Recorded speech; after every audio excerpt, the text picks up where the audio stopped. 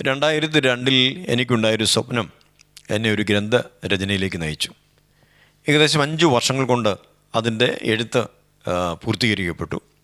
അങ്ങനെ ഇരിക്കുകയാണ് 2008 ആഫ്രിക്കൻ മിഷണറിയായ ബോംഗെ കേരളത്തിലേക്ക് വീണ്ടും വരുന്നു എന്ന് ഞാൻ അറിയുന്നത്.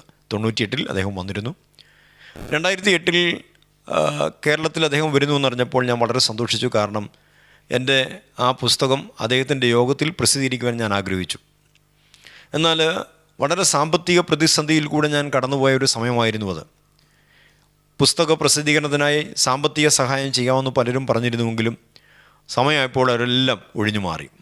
ഒരു സ്വപ്നവും അതേ തുടർന്നുള്ള വചനധ്യാനവും പ്രാർത്ഥനയും എഴുത്തും നിമിത്തമായി ഞാൻ ഏറെക്കുറെ ഒറ്റപ്പെട്ട അവസ്ഥയിലുമായിരുന്നു. പകലെന്നോ രാത്രിയെന്നോ കൂടാതാണ് 5 വർഷം എഴുതിയത്. എന്നാൽ അതൊന്നും പുസ്തക രൂപത്തിലാക്കുവാൻ കഴിയാത്തതിനാൽ ഞാൻ ഏറെ ഭാരപ്പെട്ടു പോയി. ബോംഗയുടെ മീറ്റിങ്ങിന് ഏകദേശം 1 മാസം മുമ്പ് പോലും അതിൻ്റെ അച്ചടി പൂർത്തീകരിക്കുവാൻ എനിക്ക് കഴിഞ്ഞില്ല. എനിക്കുണ്ടായ ആ സ്വപ്നവും തുടർന്ന് ലഭിച്ച വചന വെളിപ്പാടുകളും ആശയങ്ങളും അതെല്ലാം തോന്നലുകൾ മാത്രമാണെന്ന് എൻ്റെ ബുദ്ധിയും എന്നോട് പറയാൻ തുടങ്ങിയൊരു സമയമായിരുന്നു അത്.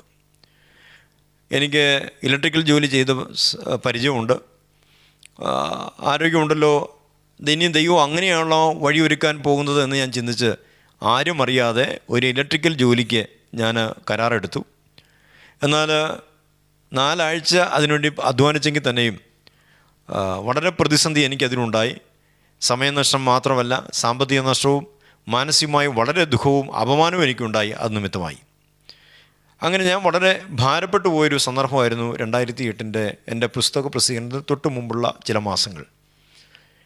അങ്ങനെ ഇരിക്കെ ഒരു ദിവസം സന്ധ്യയ്ക്ക് തിരുവെഴുത്ത് ധ്യാനിക്കുമ്പോൾ കർത്താവിൻ്റെ ശിഷ്യനായിരുന്ന പത്രോസിനുണ്ടായ ചില പ്രത്യേക അനുഭവങ്ങൾ എൻ്റെ ശ്രദ്ധയിൽപ്പെട്ടു.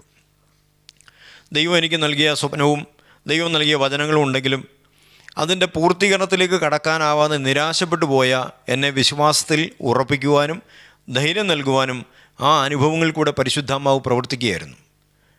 പത്രോസിൻ്റെ ജീവിതത്തിലുണ്ടായ അനുഭവങ്ങളും ദൈവാത്മാവ് നൽകിയ ആശയങ്ങളും നിങ്ങളുമായൊന്ന് പങ്കിടുവാൻ ആഗ്രഹിക്കുകയാണ്. കാരണം ദൈവിക ദർശനത്തോടെ നിൽക്കുന്ന ആർക്കെങ്കിലുമൊക്കെ ഇത് പ്രയോജനപ്പെടുമെന്ന് ഞാൻ യേശുക്രിസ്തു വിശ്വസിക്കുന്നു. ഒരു വചനം വായിക്കട്ടെ. ലൂക്കോസ് സുവിശേഷം 22-31 വാക്യമാണ് ആദ്യമേ വായിക്കുവാൻ ആഗ്രഹിക്കുന്നത്. അവിടെ ഇങ്ങനെയാണ് പറഞ്ഞത്: ശിമോനെ ശിമോനെ, സാത്താൻ നിങ്ങളെ കോതമ്പ് പോലെ പാറ്റേണ്ടതിന് വേണ്ടി കൽപ്പന ചോദിച്ചു. ഞാനോ നിൻ്റെ വിശ്വാസം പോയി പോകാതിരിപ്പാൻ നിനക്ക് വേണ്ടി അപേക്ഷിച്ചു. ദൈവഭക്തനായിരുന്ന യോബിനെതിരെ സാത്താൻ വാദിക്കുന്നതായി തിരുവെഴുത്തിൽ രേഖപ്പെടുത്തിയിരിക്കുന്നുവല്ലോ. യോബിൻ്റെ പുസ്തകം 1-ാം അധ്യായം 6-ാം വാക്യത്തിൽ നമുക്കത് കാണാൻ കഴിയുന്നുണ്ട്. എന്നതുപോലെ ശിഷ്യന്മാരെ മുഴുവനും, യേശുക്രിസ്തുവിൻ്റെ 12 ശിഷ്യന്മാരെയും കോതമ്പ് പോലെ പാറ്റേണ്ടതിന് സാത്താൻ കർത്താവിനോട് കൽപ്പന ചോദിച്ചു എന്നാണ് യേശു കർത്താവ് വെളിപ്പെടുത്തുന്നത്. ശിഷ്യന്മാർക്കെതിരായ ഈ പൈശാചിക നീക്കം എപ്പോൾ നടന്നുവെന്നോ യേശുക്രിസ്തു പിതാവിനോട് എപ്പോൾ അപേക്ഷിച്ചുവെന്നോ തിരുവെഴുത്തിൽ കാണുന്നില്ല. എങ്കിലും ശിഷ്യന്മാരെ മുഴുവൻ പാറ്റേണ്ടതിന് സാത്താൻ കൽപ്പന ചോദിച്ചുവെന്നും തൻ്റെ പിതാവിനോട് യേശു കർത്താവ് അപേക്ഷിച്ചുവെന്നും യേശു തന്നെ പറയുന്നതിനാൽ ഇത് സത്യമാണെന്ന് നമുക്ക് വിശ്വസിക്കാം. നമ്മളവിടെ ശ്രദ്ധിക്കേണ്ട ഒരു പ്രധാനപ്പെട്ട കാര്യമുണ്ട്. സാത്താൻ നിങ്ങളെ എന്ന് കർത്താവ് പറയുന്നതിനാൽ 12 ശിഷ്യന്മാർ ഉൾപ്പെടുന്ന ആ ഗണത്തെ, ആ ഗ്രൂപ്പിനെ മുഴുവൻ പാറ്റിക്കളയാനാണ് സാത്താൻ അനുവാദം ചോദിച്ചതെന്ന് വ്യക്തമാണ്. എന്നാൽ അടുത്ത വചനം പറഞ്ഞത് ശ്രദ്ധിക്കുക. കർത്താവ് തുടർന്ന് പറഞ്ഞത് എന്താ പറഞ്ഞത്? ഞാനോ നിൻ്റെ വിശ്വാസം പോയി പോകാതിരിപ്പാൻ നിനക്ക് വേണ്ടി അപേക്ഷിച്ചു. നിൻ്റെ വിശ്വാസം എന്നതും നിനക്ക് വേണ്ടി എന്നതും പത്രോസിനെ മാത്രം ഉദ്ദേശിച്ചാണല്ലോ. പത്രോസ് ഉൾപ്പെടുന്ന ആ 12 ശിഷ്യന്മാരെയും ദൈവത്തിലുള്ള വിശ്വാസത്തിൽ നിന്നും അകറ്റിക്കളയുവാനാണ് സാത്താൻ അനുവാദം ചോദിച്ചത്. എന്നാൽ കർത്താവ് പത്രോസിൻ്റെ മാത്രം വിശ്വാസം നഷ്ടപ്പെട്ടു പോകാതിരിപ്പാൻ പിതാവിനോട് അപേക്ഷിച്ചു. മറ്റു 11 ശിഷ്യന്മാരോടും കാണിക്കാത്ത ഒരു താല്പര്യം കർത്താവ് പത്രോസിനോട് കാണിക്കുന്നു എന്ന് വ്യക്തമാണല്ലോ. സാത്താൻ്റെ തീയമ്പുകളേറ്റ് മറ്റു 11 ശിഷ്യന്മാരുടെയും വിശ്വാസം നഷ്ടപ്പെട്ടാലും പത്രോസിൻ്റെ വിശ്വാസം നഷ്ടപ്പെടരുതെന്ന് കർത്താവ് ആഗ്രഹിച്ചു. അതുകൊണ്ടാണ് കർത്താവ് പത്രോസിൻ്റെ വിശ്വാസം നഷ്ടമാകാതിരിപ്പാൻ പത്രോസിന് വേണ്ടി മാത്രമായി പിതാവിനോട് അപേക്ഷിക്കുന്നതെങ്കിൽ. അങ്ങനെയെങ്കിൽ മറ്റു 11 ശിഷ്യന്മാരിൽ നിന്നും പത്രോസിനെ വ്യത്യസ്തനാക്കുന്ന എന്താണ് പത്രോസിൻ്റെ പ്രത്യേകത? ഇനി നമുക്ക് പത്രോസിനുണ്ടായ മറ്റൊരു അനുഭവം ശ്രദ്ധിക്കാം. മർക്കോസ് സുവിശേഷം 14-ാം അധ്യായം 37-ാം വാക്യം വായിക്കുക. പിന്നെ അവൻ വന്ന് അവർ ഉറങ്ങുന്നത് കണ്ടു. പത്രോസിനോട്: ശീമോനെ, നീ ഉറങ്ങുന്നുവോ? ഒരു നാഴിക ഉണർന്നിരിപ്പാൻ കഴിയുന്നില്ലയോ? പരീക്ഷയിൽ അകപ്പെടാതിരിപ്പാൻ ഉണർന്നിരുന്ന് പ്രാർത്ഥിപ്പീൻ. ആത്മാവ് ഒരുക്കമുള്ളത് ജഡമോ ബലഹീനമത്രേ. ജൂതമത നേതാക്കന്മാരും റോമൻ പട്ടാളവും നമ്മുടെ കർത്താവ് യേശു ക്രിസ്തുവിനെ ബന്ധനസ്ഥനാക്കുന്നതിന് ഏതാനും നിമിഷങ്ങൾക്ക് മുമ്പാണ് ഈ സംഭവം നടക്കുന്നത്. 12 ശിഷ്യന്മാരിൽ പത്രോസിനെയും യാക്കോബിനെയും യോഹന്നാനെയും അല്പദൂരം മാറ്റി നിർത്തിയ ശേഷം നമ്മുടെ കർത്താവ് അവരോട് പറഞ്ഞു, ഇവിടെ ഉണർന്നിരിപ്പിനെന്ന് പറഞ്ഞു. അതിനുശേഷമായിട്ടാണ് നമ്മുടെ കർത്താവ് ഒരല്പദൂരം മാറിപ്പോയിരുന്ന് പ്രാർത്ഥിച്ചത്. എന്നാൽ കർത്താവ് പ്രാർത്ഥന കഴിഞ്ഞ് മടങ്ങി വരുമ്പോൾ കർത്താവ് കാണുന്നത് അവർ മുങ്ങുകയാണ്. ചോദ്യം വരുന്ന ആരോടാ? ശീമോനെ, നീ ഉറങ്ങുന്നുവോ? വിശ്വാസത്തിൻ്റെ എടുത്തിയാട്ടക്കാരനായ പത്രോസിനെയും യേശുവിൻ്റെ മാർവോട് പലപ്പോഴും ചാരിയിരുന്ന യോഹന്നാനെയും പ്രാർത്ഥനാ മനുഷ്യനായ യാക്കൂബിനെയും ആണ് മറ്റു ശിഷ്യന്മാരിലും കർത്താവ് മാറ്റി നിർത്തിയത്. ആ 3 പേരോടുമാണ് ഇവിടെ ഉണർന്നിരിപ്പീൻ എന്ന് പറഞ്ഞ ശേഷമാണ് യേശു പ്രാർത്ഥിപ്പാൻ പോയത്. പ്രാർത്ഥനയ്ക്ക് ശേഷം അവിടുന്ന് മടങ്ങി വന്നപ്പോൾ അവർ 3 പേരും ഉറക്കമായിരുന്നു. എന്നാൽ കർത്താവ് പേർ ചൊല്ലി വിളിക്കുന്നതും ഒരു നാഴിക ഉണർന്നിരിപ്പാൻ നിനക്ക് കഴിയുന്നില്ലേ എന്ന് ചോദിക്കുന്നതും ശീമോനോട് മാത്രമാണ്, പത്രോസിനോട് മാത്രമാണ്. യോഹന്നാനും യാക്കോബും പത്രോസ് ഉറങ്ങിയെങ്കിലും പത്രോസ് ഉറങ്ങിയതാണ് യേശുവിൻ്റെ മനസ്സിനെ വേദനിപ്പിച്ചത്. ഒരു നാഴിക ഉണർന്നിരിപ്പാൻ നിനക്ക് കഴിയുന്നില്ലയോ എന്ന ചോദ്യത്തിൽ അത് വ്യക്തമാണ്. മറ്റ് 2 ശിഷ്യന്മാർ ഉറങ്ങിയെങ്കിലും പത്രോസ് ഉറങ്ങാതിരിക്കണമെന്ന് കർത്താവ് ആഗ്രഹിച്ചിരുന്നു. ഇനിയും പത്രോസിനുണ്ടായ മറ്റൊരു അനുഭവം ശ്രദ്ധിക്കുക. യോഹന്നാൻ്റെ സുവിശേഷം 21-ാം അധ്യായം 25-ാം വാക്യം ഞാനൊന്ന് വായിക്കട്ടെ. അവർ പ്രാതൽ കഴിഞ്ഞ ശേഷം യേശു ശീമോൻ പത്രോസിനോട്, യോഹന്നാൻ്റെ മകനായ ശീമോനെ, നീ ഇവരിലധികം എന്നെ സ്നേഹിക്കുന്നുവോ എന്ന് ചോദിച്ചു. നമ്മുടെ കർത്താവായ യേശു ക്രിസ്തു മരണത്തെ ജയിച്ചെഴുന്നേറ്റ ശേഷം ശിഷ്യന്മാർക്ക് പല പ്രാവശ്യം പ്രത്യക്ഷപ്പെടുകയും ദൈവരാജ്യം സംബന്ധിച്ചുള്ള അനേക മർമ്മങ്ങളെ അവർക്ക് വെളിപ്പെടുത്തിയതുമാണ്. എങ്കിലും അതൊന്നും അത്രത്തോളം ഗൗരവമായി എടുക്കാതെ പത്രോസും ദീദിമോസും കനായിലെ നദനയിലും സബദി മക്കളായ 2 ശിഷ്യന്മാരും മറ്റ് 2 ശിഷ്യന്മാരും തങ്ങളുടെ പഴയ തൊഴിലായിരുന്ന മീൻപിടുത്തത്തിന് പുറപ്പെട്ടു. എന്നാൽ ആ രാത്രിയിൽ അവർക്കൊന്നും പിടിപ്പാൻ ഒരു മീനിനെ പോലും ലഭിച്ചില്ല. പ്രഭാതത്തിൽ നമ്മുടെ കർത്താവ് കരയിൽ നിന്നുകൊണ്ട്, കുഞ്ഞുങ്ങളെ കൂട്ടുവാൻ വല്ലതുമുണ്ടോ എന്ന് ചോദിച്ചു. അതിനവരില്ല എന്ന് പറഞ്ഞു. ഉടനെ യേശു കർത്താവ് പറഞ്ഞു, പടകിൻ്റെ വലതുഭാഗത്ത് വല വീശുവീൻ, എന്നാൽ നിങ്ങൾ കിട്ടും. ശിഷ്യന്മാരതനുസരിച്ചു. അവർക്ക് 153 വലിയ മീൻ ലഭിച്ചു എന്ന് തിരുവെടുത്ത് പറഞ്ഞു. ആ വല ശിഷ്യന്മാർ വലിച്ച് കരയിൽ കൊണ്ടുവന്നപ്പോൾ തീക്കനലിൽ വേവിച്ച മീനും അപ്പവും കർത്താവ് ശിഷ്യന്മാർക്ക് വേണ്ടി കരുതിയിരുന്നു. ആ 7 ശിഷ്യന്മാർ ഒരുമിച്ചിരുന്ന് പ്രഭാത ഭക്ഷണം കഴിക്കുമ്പോൾ നമ്മുടെ കർത്താവായ യേശു കർത്താവ് ശീമോൻ പത്രോസിൽ ചോദിക്കുകയാണ്, യോഹന്നാൻ്റെ മകനായ ശീമോനെ, നീ ഇവരിലധികമായി എന്നെ സ്നേഹിക്കുന്നുവോ? യോഹന്നാൻ്റെ സുവിശേഷം 21-ാം അധ്യായം 15-ാം വാക്യമാണ് ഞാൻ വായിച്ചത്. ഇവിടെ നമുക്ക് 7 ശിഷ്യന്മാർ അവിടെയുണ്ട്. കർത്താവിൻ്റെ 7 ശിഷ്യന്മാരാണ് അവിടെ ഉള്ളത്.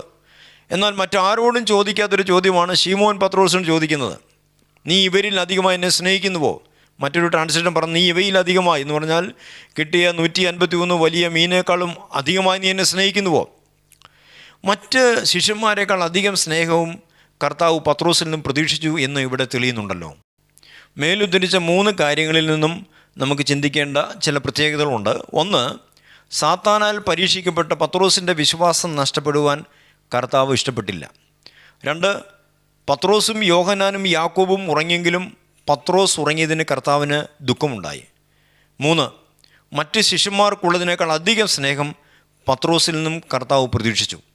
ഈ 3 കാര്യങ്ങളിലും പത്രോസ് മറ്റ് ശിഷ്യന്മാരിൽ നിന്നും വ്യത്യസ്തനായിരിക്കണമെന്ന് കർത്താവ് ആഗ്രഹിച്ചു. മറ്റ് 11 ശിഷ്യന്മാരിൽ നിന്നും പത്രോസിനെ വ്യത്യസ്തനാക്കുന്ന എന്താണ് പത്രോസിൻ്റെ പ്രത്യേകത? അതേക്കുറിച്ച് നമുക്ക് ചിന്തിക്കാം. ഒരിക്കൽ ഫിലിപ്പിൻ്റെ കൈസേര വെച്ചുകൊണ്ട് കർത്താവ് ശിഷ്യന്മാർ, ജനങ്ങൾ മനുഷ്യപുത്രനെ ആരെന്ന് പറയുന്നു എന്ന് ചോദിച്ചു. അതിന് ശിഷ്യന്മാർ യേശു കർത്താവിനോട്, ചിലർ യോഹന്നാൻ സ്നാപകനെന്നും മറ്റു ചിലർ യിരെമ്യാവോ പ്രവാചകന്മാരിൽ ഒരുവനോ എന്ന് പറയുന്നു എന്ന് പറഞ്ഞു. അതിന് യേശു കർത്താവ് അവരോട് ചോദിച്ചു, നിങ്ങൾ എന്നെക്കുറിച്ച് എന്തു പറയുന്നു എന്ന് ചോദിച്ചു. അതിന് ശിമോൻ പത്രോസ്, നീ ജീവനുള്ള ദൈവത്തിൻ്റെ പുത്രനായ യേശു ക്രിസ്തു എന്ന് പറഞ്ഞു. നമ്മുടെ കർത്താവ് ഉടനെ ശിമോനോട് പറയുകയാണ്, ബെറിയോനെ ശിമോനെ, നീ ഭാഗ്യവാൻ, ജഡരക്തങ്ങളല്ല സ്വർഗസ്ഥൻ എൻ്റെ പിതാവത്രേ നിനക്കിത് വെളിപ്പെടുത്തിയത്. യേശു ക്രിസ്തു ജീവനുള്ള ദൈവത്തിൻ്റെ പുത്രനാണെന്നുള്ളൊരു പ്രത്യേക വെളിപ്പാട് പിതാവായ ദൈവത്തിങ്കിൽ നിന്നും പത്രോസിന് ലഭിച്ചിരുന്നു. മറ്റു 11 ശിഷ്യന്മാരിൽ നിന്നും പത്രോസിനെ വ്യത്യസ്തനാക്കിയത് ഈ ഒരു വെളിപ്പാട് തന്നെയായിരുന്നു.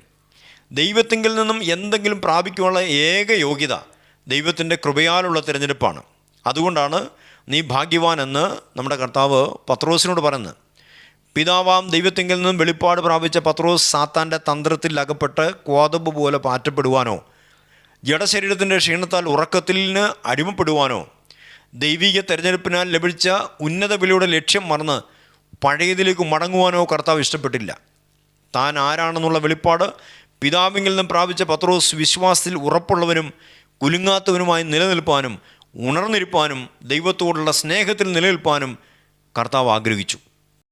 അതെന്തിനു വേണ്ടിയെന്നുള്ള ചോദ്യത്തിന് മറുപടിക്കായി ഒരല്പ ആഴത്തിൽ വചനം നാം ശ്രദ്ധിക്കേണ്ടതുണ്ട്. തിരുവെഴുത്ത് പറഞ്ഞു, സർവ്വലോകവും ദുഷ്ടൻ്റെ അധീനതയിൽ കിടക്കുന്നു. 1 യോഹന്നാൻ 5:18. ലോകത്തിൽ വ്യാപരിക്കുന്ന പൈശാചിക സ്വാധീനതയെ വെളിപ്പെടുത്തുന്ന ഒരു വാക്യമാണിത്. ദൈവം മനുഷ്യനെ സൃഷ്ടിച്ച ശേഷം സകലത്തിന്മേലും വാഴുവാനുള്ള അധികാരവും മനുഷ്യന് നൽകിയിരുന്നു. എന്നാൽ ദൈവം നൽകിയ അധികാരം മനുഷ്യൻ അനുസരണക്കേടിൽ അകപ്പെട്ടതു മുതൽ മനുഷ്യനിൽ നിന്നും നഷ്ടമായി അറുക്കുകയും മുടിക്കുകയും മോഷ്ടിക്കുകയും ചെയ്യുന്ന സാത്താൻ അതെല്ലാം കവർന്നെടുക്കുകയായിരുന്നു. യേശു കർത്താവിനെ സാത്താൻ ഉയർന്ന മലയിലേക്ക് കൊണ്ടുപോയ ശേഷം വീണെന്നെ നമസ്കരിച്ചാൽ ഇതെല്ലാം നിനക്ക് തരാം എന്ന് സാത്താൻ പറയുന്നത് നമ്മൾ പ്രത്യേകം ശ്രദ്ധിക്കേണ്ടതുണ്ട്. മത്തായി സുവിശേഷം 4:9 ഒന്നാം മനുഷ്യനായിരുന്ന ആദാമിൻ്റെ അനുസരണക്കേട് നിമിത്തം മനുഷ്യന് നഷ്ടമായ ദൈവമഹത്വവും സകലത്തിന്മേൽ വാഴുവാനുള്ള അധികാരവും ഒടുക്കത്തെ ആദാമായിരിക്കുന്ന യേശുക്രിസ്തു മുഖാന്തരം മനുഷ്യന് തിരികെ നൽകുക എന്നതാണ് ക്രിസ്തുവുള്ള ദൈവിക പദ്ധതി. ലോകത്തിൽ വ്യാപരിക്കുന്ന പൈശാചിക അധികാരങ്ങളെ തകർത്ത് ലോകത്തിൽ ദൈവിക പദ്ധതികളെ വെളിപ്പെടുത്തുക എന്നത് ദൈവം തിരഞ്ഞെടുക്കുന്ന വ്യക്തികളിൽ കൂടെയാണ് സംഭവിക്കേണ്ടത്. ഇപ്രകാരം ദൈവിക വെളിപ്പാട് ലഭിച്ചവരെയും അങ്ങനെയുള്ളവരുടെ ഓരോ നീക്കങ്ങളെയും പൈശാചിക ശക്തികൾ പരിഭ്രമത്തോടെയാണ് വീക്ഷിക്കുന്നത്. ദൈവിക പദ്ധതികൾക്കായി ദൈവം തിരഞ്ഞെടുത്തിരിക്കുന്ന വ്യക്തികൾ ദൈവം അവർക്ക് നൽകിയിരിക്കുന്ന വെളിപ്പാടിൽ ഉറച്ചു നിന്നാൽ തൻ്റെ കോട്ടകൾ തകരുമെന്ന് ദുഷ്ടനറിയാം. അതുകൊണ്ട് അവരുടെ സാഹചര്യങ്ങളെ പ്രതികൂലമാക്കുവാനും ദൈവത്തിനും ദൈവം നൽകിയ വെളിപ്പാടിലുള്ള വിശ്വാസത്തെ ഇല്ലാതാക്കുവാനും അവരെ ലോകമയത്വത്തിന് അടിമപ്പെടുത്തി പഴയതിലേക്ക് കൊണ്ടുപോകാനും ദുഷ്ടൻ തന്ത്രങ്ങൾ ഒരുക്കും എന്ന കാര്യം നാം വിസ്മരിക്കരുത്. യേശുക്രിസ്തു ജീവനുള്ള ദൈവത്തിൻ്റെ പുത്രനാണെന്നുള്ള ദൈവിക വെളിപ്പാട് പ്രാപിച്ചിരുന്ന പത്രോസ് യേശുവിനോട് കൂടെ മരിപ്പാൻ ഒരുക്കമാണെന്ന് ഒരിക്കൽ പറഞ്ഞിരുന്നു. മത്തായി സുവിശേഷം 26:35. എന്നാൽ യഹൂദ നേതാക്കന്മാരും റോമൻ പടയാളികളും യേശുവിനെ ബന്ധനസ്ഥനാക്കുമ്പോൾ പത്രോസും ഓടി ഒളിച്ചു. ഇടയനെ വെട്ടും, ആടുകൾ ചിതറപ്പെടും എന്ന പ്രവചനം അപ്പോൾ അവിടെ നിറവേറുകയായിരുന്നു. സാഹചര്യങ്ങളുടെ സമ്മർദ്ദ നിമിത്തമായി പത്രോസും മറ്റു ശിഷ്യന്മാരും തങ്ങളുടെ പഴയ തൊഴിലായിരുന്ന മുക്കുവപ്പണിക്ക് ഒടുവിൽ പോയി. ആ മടങ്ങിപ്പോക്കിന് നേതൃത്വം നൽകിയത് പത്രോസാണ്. വെളിപ്പാടും വാഗ്ദത്തവും ഒക്കെ മറന്ന് പത്രോസ് പഴയ പടകും വലയും തിരികെ എടുത്തു. എന്നാൽ മടങ്ങിപ്പോയ പത്രോസ് ഉൾപ്പെടെയുള്ള ആ ശിഷ്യഗണത്തെ തിരികെ പിടിക്കുവാൻ നമ്മുടെ കർത്താവായ യേശു ക്രിസ്തു ആ പ്രഭാതത്തിൽ കടൽക്കരയിലേക്ക് ഇറങ്ങിച്ചെല്ലുകയായിരുന്നു. ഒരു സമയം തിരിഞ്ഞു വന്ന ശേഷം നിൻ്റെ സഹോദരന്മാരെ ഉറപ്പിച്ചുകൊള്ളുക എന്ന വാഗ്ദത്തം പത്രോസിനോട് ദൈവം കർത്താവ് പറഞ്ഞ വാഗ്ദത്തം കർത്താവ് തന്നെ നിറവേറ്റുവാൻ പത്രോസിൻ്റെ അടുക്കിലേക്ക് ഇറങ്ങിച്ചെല്ലുകയായിരുന്നു. ലൂക്കോസ് സുവിശേഷം 22:32 ആ ദൈവിക വാഗ്ദത്തം നമുക്ക് കാണാൻ കഴിയുന്നുണ്ട്. യേശുക്രിസ്തു ജീവനുള്ള ദൈവത്തിൻ്റെ പുത്രനാണെന്ന് വെളിപ്പാട് പ്രാപിച്ചിരുന്ന പത്രോസിനെയും ദൈവത്തിൽ നിന്ന് അകറ്റുവാൻ സാത്താൻ തന്ത്രമൊരുക്കിയിരുന്നു. ഉണർന്നിരിക്കേണ്ട പത്രോസ് ഉറങ്ങിയതും യേശുക്രിസ്തുവിനെ 3 പ്രാവശ്യം തള്ളിപ്പറഞ്ഞതും ദൈവശബ്ദത്തെ അനുസരിച്ച് നഗരത്തിൽ പാർക്കേണ്ട പത്രോസ് പടകും വലയും എടുത്ത് കടലിലേക്ക് പുറപ്പെട്ടതുമെല്ലാം പത്രോസിനുണ്ടായ പരാജയങ്ങളാണ്. വെളിപ്പാട് പ്രാപിച്ച പത്രോസ് കുടുങ്ങിപ്പോയി. എന്നാൽ പത്രോസ് പൈശാചിക തന്ത്രങ്ങളിൽ അകപ്പെട്ട് തോറ്റുപോകാൻ നമ്മുടെ കർത്താവ് അനുവദിച്ചില്ല. മർക്കോസിൻ്റെ മാളികമുറിയിൽ കാത്തിരുന്ന പത്രോസിന് മേലും കരുണാസമ്പന്നനായ ദൈവം പരിശുദ്ധാത്മാവിനെ പകർന്നു. തൻ്റെ ദേഹമെന്ന തിരശ്ശീലയിലൂടെ പ്രതീക്ഷിച്ച ജീവൻ്റെ പുതുവഴിയുടെ പ്രഥമ പ്രസംഗനാകുവാൻ കർത്താവ് പത്രോസിനെ തന്നെ തിരഞ്ഞെടുത്തു. യേശുക്രിസ്തു ജീവനുള്ള ദൈവത്തിൻ്റെ പുത്രനാണെന്നുള്ള ദൈവിക വെളിപ്പാട് പ്രാപിച്ചിരുന്നവൻ്റെ ആദരത്തിൽ നിന്നും പുറപ്പെട്ട അധികാരത്തിൻ്റെ വാക്കുകൾ 3000 പേരുടെ ഹൃദയശികളെ തുറക്കുവാൻ കാരണമായി. പിശാച് കെട്ടിയ കോട്ട പത്രോസിൻ്റെ വാക്കുകളുടെ മുമ്പിൽ തകർന്നു വീഴുകയായിരുന്നു. യേശുക്രിസ്തുവിനെക്കുറിച്ചോ അവിടുത്തെ ആത്മീക ശരീരമായിരിക്കുന്ന ദൈവസഭയെക്കുറിച്ചോ ഒരു ദൈവിക വെളിപ്പാട് ദൈവത്തിങ്കിൽ നിന്ന് നിങ്ങൾക്ക് ലഭിച്ചിട്ടുണ്ടോ? എങ്കിൽ സാഹചര്യം എത്ര കഠിനമാണെങ്കിലും ആ വെളിപ്പാടിൽ തന്നെ നിങ്ങൾ നിലനിൽക്കേണ്ടതാണ്. ആധുനിക മിഷൻ്റെ പിതാവെന്നറിയപ്പെടുന്ന വില്യം കേരിയുടെ ചരിത്രം ഒന്ന് ശ്രദ്ധിച്ചാട്ടെ. 1793 ഇന്ത്യയിലെത്തിയ കേരിക്ക് തൻ്റെ 3 മക്കളും നഷ്ടമായി. ഭാര്യ ഡെറോത്തി ഒരു മാനസികരോഗിയായി. ഏറെ അധ്വാനിച്ചുണ്ടാക്കിയ പരിഭാഷകൾ അഗ്നിക്കിരയായി. മിഷൻ പ്രവർത്തനത്തിന് വന്ന വില്യം കേരിയെ ഇന്ത്യയിൽ തൊഴിലെടുത്ത് ജീവിക്കേണ്ടി വന്നു. പൈശാചിക ശക്തികൾ വില്യം കേരിയുടെ ദർശനത്തിനെതിരായി തീയമ്പുകൾ തൊടുക്കുകയായിരുന്നു. എങ്കിലും അദ്ദേഹം വിശ്വാസത്തിൽ ക്ഷീണിച്ചു പോയില്ല. ഇന്ത്യയിലെ അനേക ഭാഷകളിലേക്ക് തിരുവെടുത്ത് തർജ്ജമ ചെയ്യുവാനും ഇരുട്ടിൻ്റെ അടിമത്വത്തിൽ കിടന്ന അനേകരുടെ വിടുതലിനായും ദൈവം അദ്ദേഹത്തെ ഉപയോഗിച്ചു. ഇന്ന് അദ്ദേഹത്തിൻ്റെ പേരിൽ ഒരു യൂണിവേഴ്സിറ്റി തന്നെയുണ്ട്.